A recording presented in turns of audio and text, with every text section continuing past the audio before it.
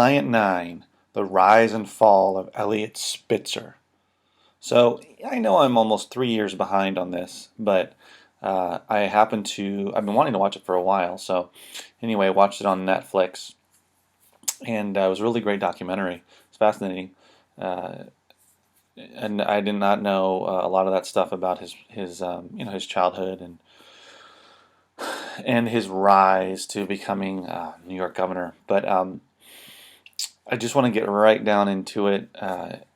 It really, I mean, it just really pissed me off because it reminds me of so many of these other politicians, public figures who are being taken down, whose careers are being ended simply because they had sex with somebody, uh, sexted with somebody, sent photos back and forth, etc. Uh, I just feel like his sex life, Spitzer's sex life, was and is no one else's business except him and his family's. Why? I think people want lurid details, right?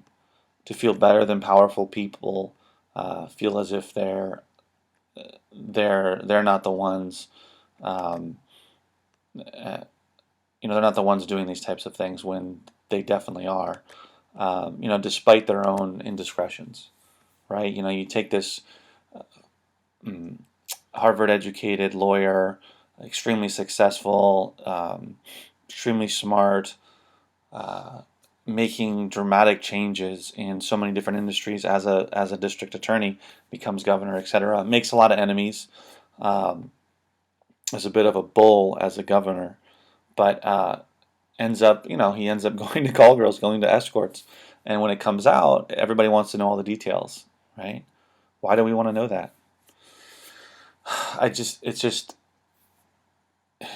why doesn't or what does him going out to an escort service, going out with a girl and meeting her and spending a few hours and having sex with her have to do with him properly governing or making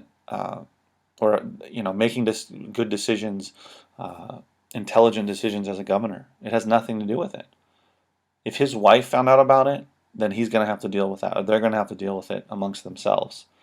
The fact that a story was published back in 2008 about his association with this escort service, then he was forced to address it, and then a couple of days later he resigned because he did not want his family having to deal with this for something that he had done, which I understand.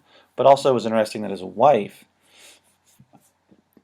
wife actually encouraged him to not resign, and that she stayed with him.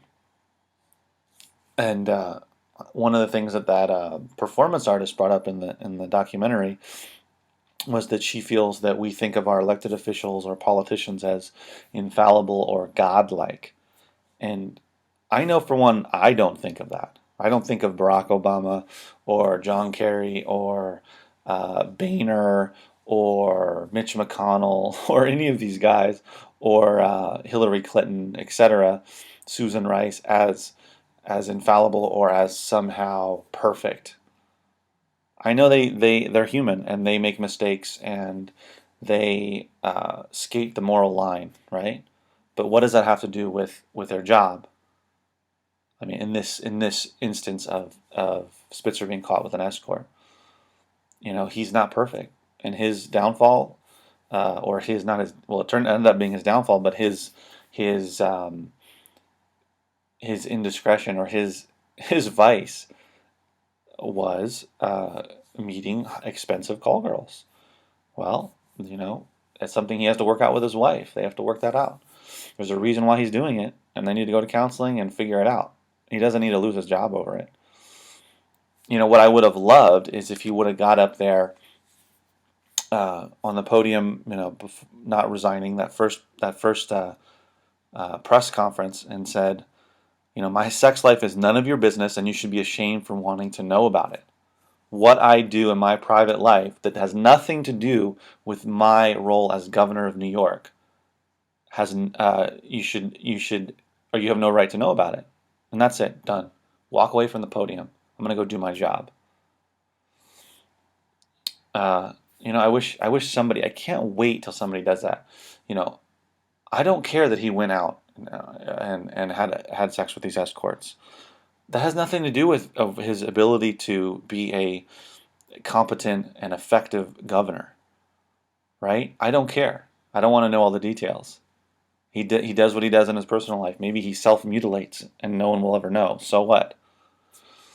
But something that really was frustrating is why someone like him, as in someone who is seemingly going to become president, right, or going to make major changes, like he did as district attorney, uh, is risks this future success, this his entire life for essentially a piece of ass, when he knew was at stake, when he knew what was at stake.